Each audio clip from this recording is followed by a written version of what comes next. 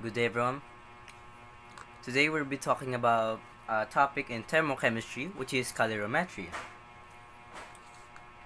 In this discussion, we will learn about how calorimetry is solved and paano yung mga basics and definitions of calorimetry. So ngayon, talon muna tayo sa basics ng calorimetry. So ano nga ba ang calorimetry? Calorimetry is the energy change of a chemical reaction. It can be endothermic o exothermic. So balik tayo. Ano nga ba ang endothermic? Endothermic is a process where ang init ay na-absorb ng isang chemical. While ang exothermic is process kung saan naman ang isang heat na nasa chemical ay nalilipat or nalalabas or na-exert. Ngayon, calorimetry, it is used to measure amounts of heat transferred to or from a substance. Ito ay yung paglipat ng init sa isang bagay. That is calorimetry. Ngayon, jump naman tayo sa kanyang mga devices. Calorimeter is a device used to measure the amount of heat involved in a chemical or physical process. Dito, makikita natin yung mga parts niya. Ngayon, jump naman tayo sa solving. So, the solving, let's write the formula. So, ang formula niya is Q is equals to M C A T. For short, MCAT. So, ang meaning ng Q is the energy or the heat. Energy or heat. While the M is the mass of the substance, mass of the element. While the C is the specific heat energy, which constant depende sa anong element niya. Heat energy. This is constant. Ngayon, meaning naman nito is change in temperature.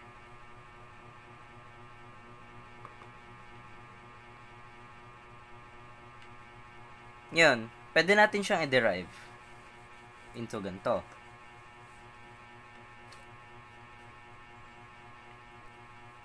By the way, insert natin. Q is usually, signs niya is joules. While here is grams. MCAT or the specific heat energy is joules per gram Celsius. While here temperature is Celsius. Okay. Ngayon, punta naman tayo sa isang equation. So, pa-flash ko siya. So, example 1. How much heat is required to heat 250 grams of water from a 20 degrees Celsius to 70 degrees Celsius? So, based on the equation, sulat muna natin yung given niya. Pwede nyo muna i-pause pala yung video if gusto nyo solving muna before testing it. So, here, may given tayo na 250 grams. 250 grams. And then yung isa naman is water, which is 250 grams of water. Ngayon, ang specific heat niya, which is given, which is 4.184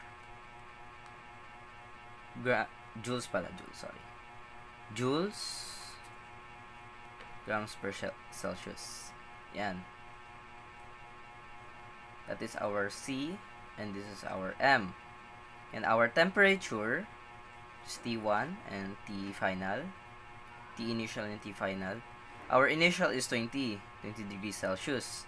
While our initial is, hindi pala kita, 70 degrees Celsius.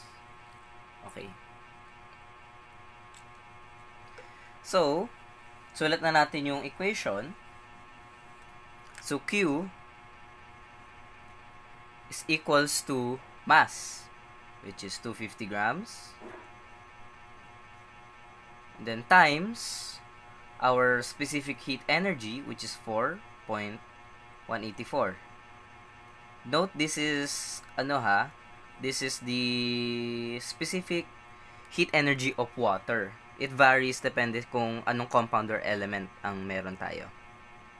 Yan, next naman is our temperature. So, change in temperature is, una muna, susulat natin is yung T final. Our T final is 70 Celsius minus 20 Celsius. Ngayon, pagta-times natin siya,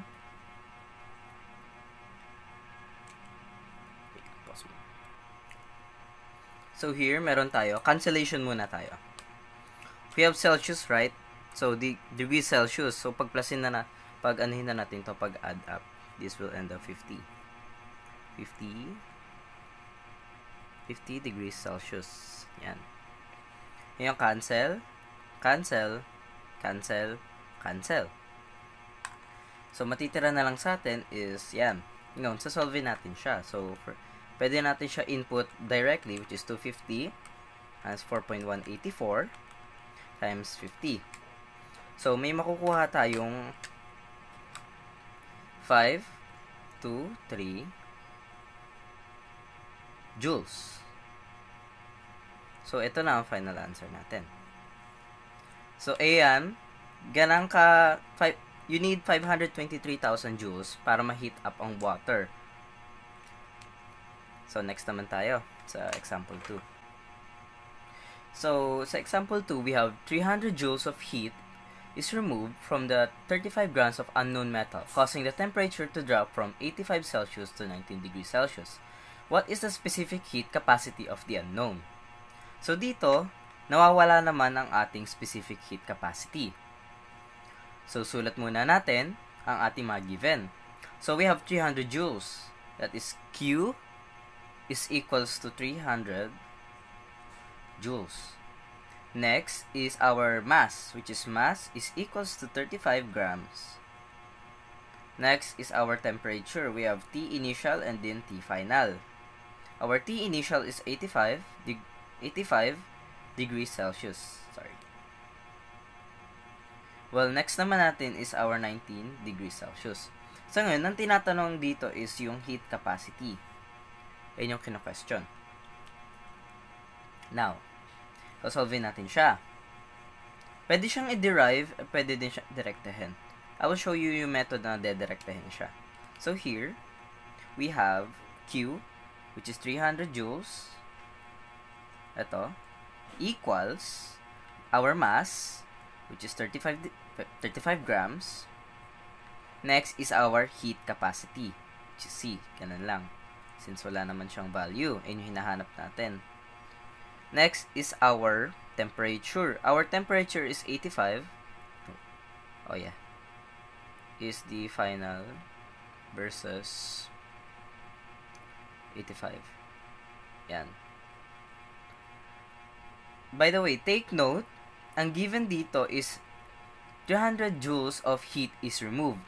So, our sign here, our joules here is negative. Kasi, since removed, that means it's exothermic. Exothermic. So, balik tayo sa definition, exothermic is naglalabas. So, heat is removed, so negative. Okay. Ngayon, derive natin yung mga equations. Solve na. Okay. So, dito, ita-times natin. Ito, pag-minus muna natin. So, pag-minus natin temperature. This results to negative 66. By the way, don't forget the symbol pala. 66 degrees Celsius. Ngayon, pagta-times natin yung 35 at saka negative 66, so makakuha tayo ng negative 2310. Then, matitira dito yung ating specific heat capacity. Yan, para ma-cancel itong both sides, we have to divide both sides by negative 2310. So, cancelled out. So, negative. So, meron tayong negative 300 divided by negative 2, 310. So, makakuha tayo ng, so, our, here, don't forget the, again, don't forget yung symbol. So, makakuha tayo dito, na 0.129. Or, pwede natin siyang 1.3. Joules, since divide nga siya, since meron ditong symbol na grams times Celsius. So, basically, times lang naman yan. Grams per grams Celsius. Yan. That is our specific heat capacity of the unknown metal.